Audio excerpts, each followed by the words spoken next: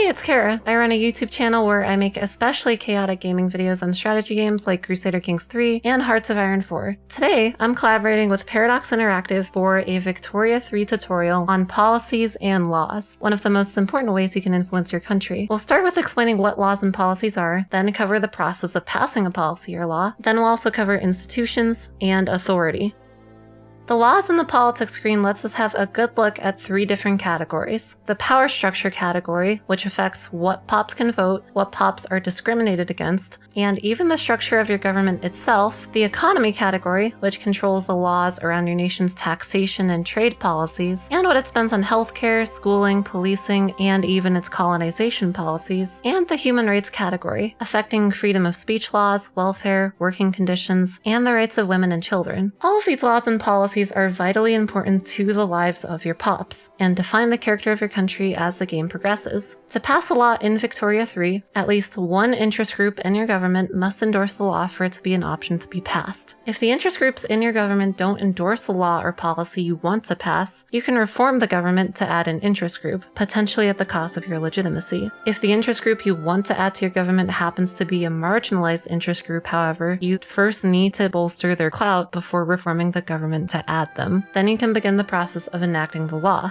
Laws have a % chance to pass based on the clout of the interest groups that endorse it, and the length of time between the chances for a law to pass is determined by your government legitimacy. However, beware that some interest groups in your government can delay or stall laws from passing if they oppose them.